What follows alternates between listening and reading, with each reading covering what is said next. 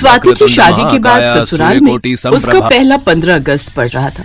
स्वाति की ननद पूजा और देवर रोहित इस दिन को लेकर बहुत उत्साहित थे और इस बार वैसे भी उनकी भाभी भी उनके साथ थी, तो वो और भी ज्यादा खुश थे।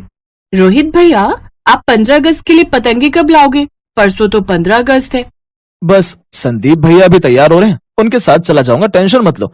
इस बार तो पतंग उड़ाने में बहुत मजा आने वाला है, क्योंकि हमारी स्वाति भाभी जो हमारे साथ है।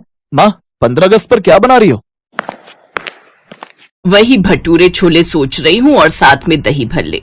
एक काम करना पूजा, तुम स्वाति बहू के साथ मिलकर परसों खीर भी बना लेना, थोड़ा मीठा भी हो जाएगा।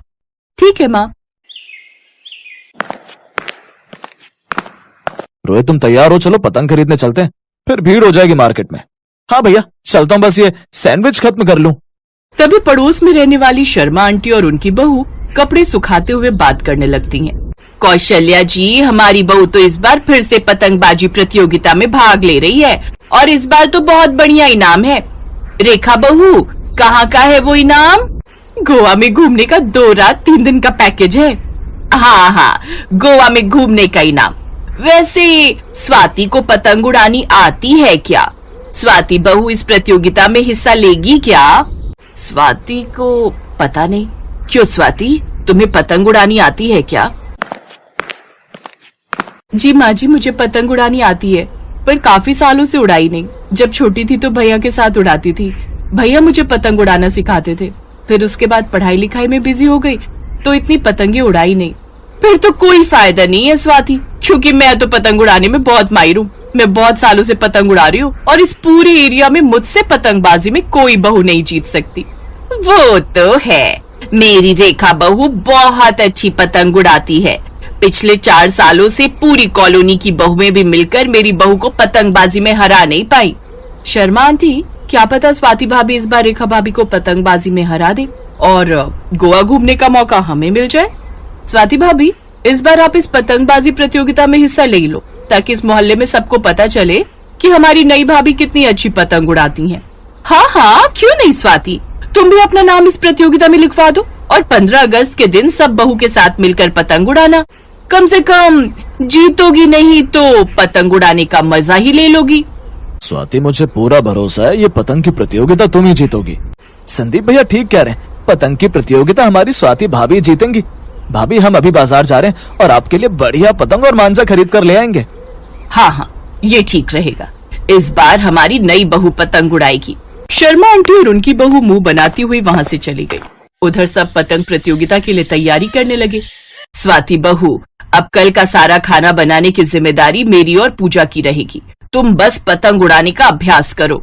थैंक यू माँ जी, मुझे बहुत अच्छा लग रहा है कि यहाँ सब मेरी कितनी केयर करते हैं, मुझे कितना मोटिवेट करते हैं। आप सब मुझे हिम्मत दे रहे हैं तो मैं भी आप सबको विश्वास दिलाती हूँ कि मैं ये पतंग प्रतियोगिता जीत कर दिखाऊंगी। ये हुई ना बेस्ट भाभी वाली बात। ये देखो भाभी, मैं और भैया आपके लिए कितनी बढ़िया पतंग और पक्का मांझा लेकर आए हैं। स्वाति, बहुत बढ़िया वाला मांझा है, अब तुम पतंग उड़ाने का अभ्यास करो। स्वाति बहुत समय बाद पतंग उड़ा रही थी। जब स्वाति अभ्यास करने लगी तो संदीप और मोहित ने भी उसका पूरा साथ दिया और फिर स्वाति को अपने पुराने दिन याद आ गए और उसने फिर से इतने सालों बाद पतंग उड़ानी शुरू की। घर में सब हैरान थे ये देखकर कि स्वाति सचमुच बहुत अच्छी पतंग उड़ा रही थी। अगले दिन 15 अगस्त था।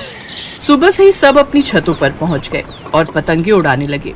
कुछ देर बाद मोहल्ले की सभी बहुओं की पतंगबाजी प्रतियोगिता शुरू होनी थी। तभी स्वाति की सास उसके लिए छत पर खाने का सामान ले आई। मेरी प्यारी बहू, पतंग उड़ाने के साथ साथ कुछ खा भी लो। देखो तुम सुबह से कितनी मेहनत कर रही हो। मैं तुम्हारे लिए गरम गरम छोले भटूरे बनाकर लाई हूँ। भाभी आओ, मैं आज आपको अपने हाथों से खिलाती हूँ। अरे वाह, क्या बात है, आज तो स्वाति की बहुत खातिरदारी हो रही है। तो और क्या, हमारी नई बहू के लिए क्या हम इतना नहीं कर सकते?